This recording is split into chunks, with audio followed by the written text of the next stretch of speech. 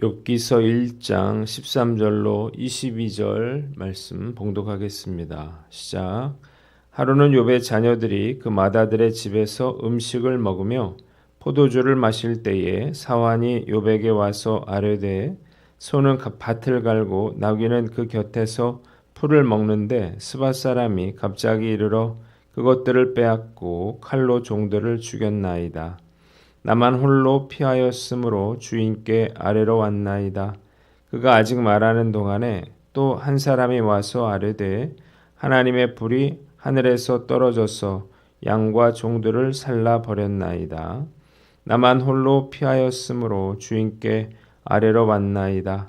그가 아직 말하는 동안에 또 한 사람이 와서 아뢰되 갈대아 사람이 새 무리를 지어 갑자기 낙타에게 달려들어 그것을 빼앗으며 칼로 종들을 죽였나이다. 나만 홀로 피하였으므로 주인께 아뢰러 왔나이다.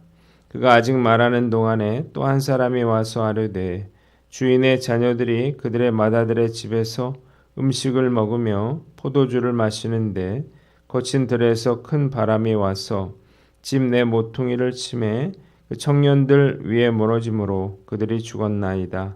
나만 홀로 피하였으므로 주인께 아뢰러 왔나이다 한지라.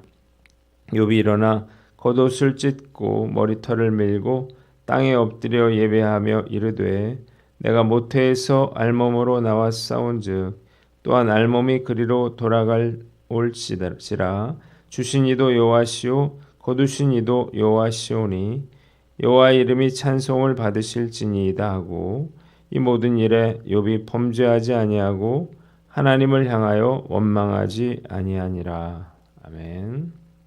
오늘은 욥기서 1장 말씀을 가지고 상실의 자리에서 드리는 찬양 이런 제목으로 묵상 나눔하도록 하겠습니다. 오늘 본문은 두 부분으로 나눠서 우리가 생각해 봅니다. 먼저 13절로 19절 욥에 대한 첫 번째 사단의 공격에 대한 내용이에요. 한번 따라해 봅시다. 욥에 대한 첫 번째 사단의 공격. 욥의 모든 자녀들이 맏아들의 집에서 음식을 먹으며 행복한 시간을 보내고 있을 때 욥에게 비보가 날아들기 시작했습니다. 첫째로 스밧 사람의 약탈인데요. 13절로 15절이에요. 일꾼 하나가 욥에게 달려왔습니다. 그래서 다급하게 말하기를 그들이 소를 몰아서 밭을 갈고 나귀들은 그 곁에서 풀을 뜯고 있는데 남쪽의 스밧 사람들이 갑자기 몰아닥쳐서 가축들을 빼앗아가고 칼로 종들을 죽였다는 것입니다. 마침내 욥에 대한 혹독한 사단의 공격이 시작이 됐습니다. 두 번째, 불의 재난입니다. 자, 이 말이 채 끝나기도 전에 또 한 종이 달려와서 두 번째 비보를 전합니다. 하늘에서 불이 내려와서 양과 그 양을 먹이던 종들을 한순간에 다 불살라 버렸다는 것입니다. 세 번째, 갈대아 사람의 습격인데 이 말이 끝나기도 전에 또 한 종이 달려와서 세 번째 비보를 전합니다. 이번엔 북쪽에서 갈대아 새 무리가 나타나서 낙타를 빼앗고 칼로 종들을 죽였다는 것입니다. 네 번째는 대풍 재난인데 이것은 욥에게 참 보고조차 하기 어려운 극한 그런 것이었습니다. 대풍이 불어와서 이 맏아들의 집을 무너뜨리므로 그 집에 모여서 즐거운 시간을 보내던 아들, 딸들이 모두 한꺼번에 다 몰살을 당했다는 것입니다. 양 7,000마리, 그리고 약대 3,000마리, 그리고 소 500겨리와 암나귀 500마리와 수많은 종들과 자녀들까지 욥은 순식간에 모든 것을 다 잃어버립니다. 부와 행복을 누리던 욥이 모든 것을 잃고 온 천하에서 가장 불행한 그러한 인간이 되고 말았다는 것입니다. 한번 따라해 봅시다. 그 누구라도 불행이 찾아올 수 있다는 사실을 알라. 말씀 묵상하면서 욥과 같은 이런 믿음의 사람에게도 얼마든지 이런 불행과 고난이 찾아올 수 있다라고 하는 사실을 깨닫게 됩니다. 안타깝지만 하나님의 백성들도 원인을 알지 못하는, 그래서 설명하기조차 버거운 그러한 고통스러운 일들을 겪을 수 있다고 하는 것입니다. 욥처럼 하루아침에 감당할 수 없는 그러한 고난을 당하고 시련을 당한 분들을 볼 때마다 정말 안타깝고 화가 납니다. 하나님을 알지 못하고 악을 저지르며 사는 사람들은 저렇게 잘 사는데 왜 믿음으로 살려고 하고 또 사람들에게 도움을 주려고 하는 그러한 분들은 왜 이런 어려움들을 겪는지 도저히 이해가 잘 되지 않는 것입니다. 오늘 해설에 보면 하나님을 향한 신실함이 환난을 막아주지도 않습니다. 하나님께 이유와 목적이 있겠지만 우리는 알지 못하는 경우가 허다합니다. 이렇게 돼 있어요. 반박하기 어려운 말입니다. 이런 경우가 적지 않기 때문이에요. 우리가 믿음의 사람들에게도 얼마든지 이런 환난과 고난이 일어날 수 있다라고 하는 사실을 우리가 알아야 합니다. 그래서 고난 당하고 있는 사람들을 함부로 판단하고 이렇게 해서는 안 되는 것입니다. 그 누구도 하나님의 뜻하심이 무엇인지 알 수 없기 때문이에요. 우리 교회 우리 집사님 한 분이 무릎 수술을 받다가 폐색전증으로 심정지가 와서 중환자실에 계신데 얼마나 충성된 그런 가정인지 모릅니다. 그런데 이런 일이 생겼어요. 너무 화가 나서 하나님께 기도하기를, 하나님, 이 가정에 왜 이런 고난을 주십니까? 이런 기도가 절로 나옵니다. 우리의 인생이 예측 가능하고 인과관계로 다 설명할 수 없다라고 하는 사실을 우리가 인정하므로 고난 중에라도 우리가 하나님을 원망하지 않는 저와 여러분들 되시기를 주님의 이름으로 축원합니다. 두 번째 본문은 20절로 22절인데 믿음으로 반응하는 욥에 대한 내용입니다. 한번 따라해 봅시다. 믿음으로 반응하는 욥. 비보를 들은 욥이 일어나서 겉옷을 찢고 머리털을 밀었습니다. 고통을 참을 수가 없었기 때문이에요. 그러나 그런 이런 상황에서도 믿음으로 반응했습니다. 첫째, 땅에 엎드려서 하나님께 예배했습니다. 이런 슬픔 속에서도 그는 하나님을 생각했고 하나님 앞에 엎드려서 경배했습니다. 두 번째, 자신이 빈손으로 태어났으니 죽을 때에도 빈손으로 돌아갈 것이며 주신 분도 여호와이시고 거두신 이도 여호와시라, 이렇게 고백하면서 여호와의 이름을 찬양했습니다. 세 번째, 욥은 이 어려움을 당하고서도 죄를 짓지 않았으면서 또 어리석게 하나님을 원망하지도 않았습니다. 원래 빈손이었기에 모든 것을 잃었다 하더라도 원망하거나 불평할 수 없다는 것입니다. 한번 따라해 봅시다. 하나님의 주권을 인정하라. 자, 욥은 자신이 많은 것들을 소유할 수 있었던 것이 하나님께로부터 비롯된 일이라고 하는 사실을 잘 알고 있었습니다. 그래서 재난으로 인해서 모든 소유를 잃었을 때에도 원망하거나 불평하지 않을 수 있었던 거예요. 이해는 가지 않지만 이 모든 일들이 하나님의 주권 아래 일어난 일이라고 하는 사실을 그가 알았기 때문입니다. 그래서 자신의 모든 것을 잃어버리고도 이렇게 하나님을 예배하고 찬송할 수 있었던 거예요. 우리가 잘 될 때뿐만 아니라 어려움을 당할 때 역시 하나님의 주권을 인정해야만 하는 것입니다. 그래야만 우리가 인생의 주권자이신 하나님께 도움을 구하고 소망을 잃어버리지 않을 수 있는 것입니다.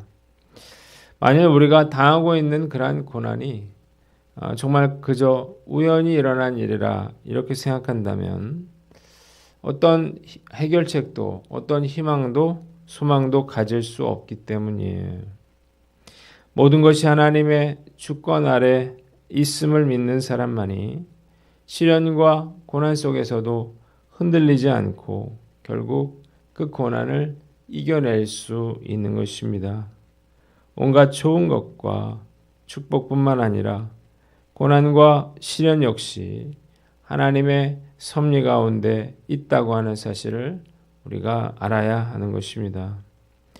또한 하나님의 주권을 인정한다라고 하는 것은 지금은 최악의 상황을 만나서 슬픔 가운데 있지만 결국 하나님께서 모든 일을 아름답게 만들어 주시는 분이심을 확신하는 것을 의미합니다. 로마서 8장 28절에 우리가 알거니와 하나님을 사랑하는 자 곧 그 뜻대로 부르심을 입은 자들에게는 모든 것이 합력하여 선을 이루느니라 이렇게 말했습니다. 그 어떤 고난도 부르심을 입은 성도들에게는 합력하여 선을 이루는 기회가 된다는 사실을 믿어야 하는 것입니다.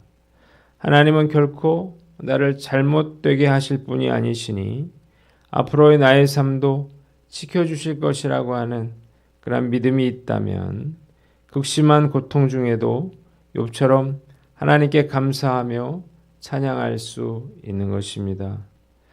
어떤 일을 당해도 지나치게 실망하거나 낙심해서는 안 되는 거예요. 우리가 당한 고난 때문에 오히려 더 잘 되는 경우도 많이 있기 때문입니다.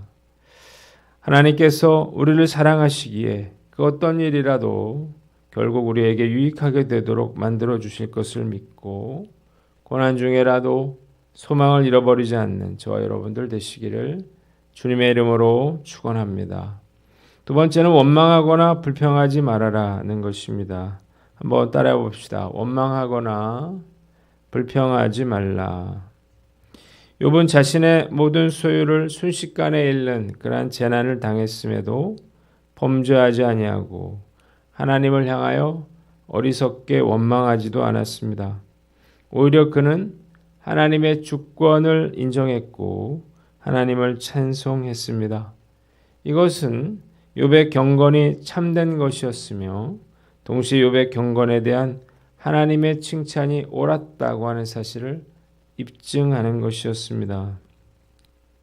극심한 고난을 당하게 되면 누구나 하나님을 원망하고 불평하는 그런 마음이 생깁니다. 저는 얼마든지 그럴 수 있다 이렇게 생각하는데 그러나 원망과 불평이 계속 이어지고 그것이 하나님을 향한 불순종과 죄로 이어지도록 그렇게 내버려 두어서는 안 된다는 거예요. 원망하고 불평하고 사는 사람의 삶보다 더 불행한 삶은 없기 때문이에요. 화단 한 구석에 장미 한 송이가 피어났습니다. 그런데 이 장미는 얼마나 불평이 많은지 눈을 뜨면서부터 해지기까지 불평만 하며 지냈습니다. 장미는 밤이면 춥고 어둡고 무서워서 화단에 살 수 없으니 거실로 옮겨달라 이렇게 주인을 졸랐습니다. 장미의 성화를 견디다 못한 주인은 장미를 화분에 옮겨서 거실에 두었어요. 그러자 얼마 후에 이 장미는 또다시 주인에게 불평을 합니다. 거실은 나비가 찾아오지 않으니 창가로 옮겨달라는 거예요.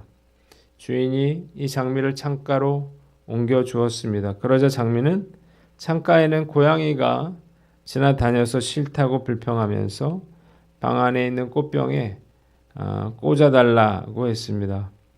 그러자 주인은 다시 장미를 꽃병으로 꼽아서 방에 옮겨 두었어요. 그러자 며칠 뒤 장미는 또다시 주인에게 이 방 안은 답답하다면서 햇살이 있는 바깥 화단으로 옮겨달라고 말했습니다. 그러나 이 장미는 이미 방 안으로 옮기면서 뿌리가 잘려 잘렸어요. 그리고 시들어가고 있었기 때문에 결국 주인은 장미를 빼서 쓰레기통에 버리고 말았습니다. 왜 이 장미가 쓰레기통에 버려지게 됐나요? 감사할 줄 모르고 늘 불평을 했기 때문입니다. 처음 있던 화단이 그에게는 가장 큰 축복의 자리였던 거예요.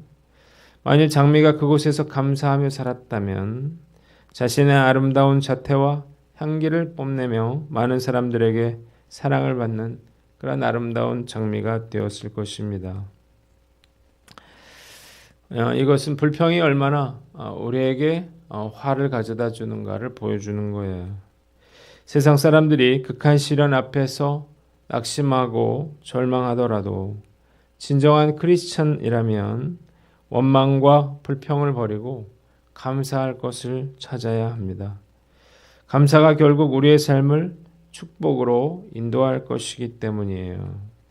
그래서 감사의 제목들을 기록하는 것도 좋은 방법이라고 생각합니다. 감사를 기록하다 보면 이렇게 우리에게 감사할 제목이 많았구나 라고 하는 사실을 깨닫고 놀라게 되는 것입니다.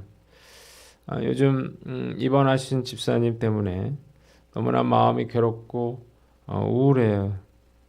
다음 주 새생명 행복 축제를 앞두고 있는데 정말 다 내려놓고 싶은 그런 마음이 듭니다. 그러나 어려울 때 고난 중에 감사할 수 있는 믿음이 진짜 믿음임을 알고 고난 중에도 우리가 감사하는 그러한 축복의 사람이 되어야 할 것입니다. 오늘 나는 어떤가 한번 살펴보고 우리의 삶에 불평을 거두고 우리가 감사를 고백하는 저와 여러분들 되시기를 주님의 이름으로 축원합니다. 기도하겠습니다. 하나님 아버지, 어떤 상황에서도 우리가 하나님의 주권을 인정하고 불평과 원망을 거두고 그리고 감사를 고백하며 살아가는 저희들이 다 되게 하여 주시옵소서.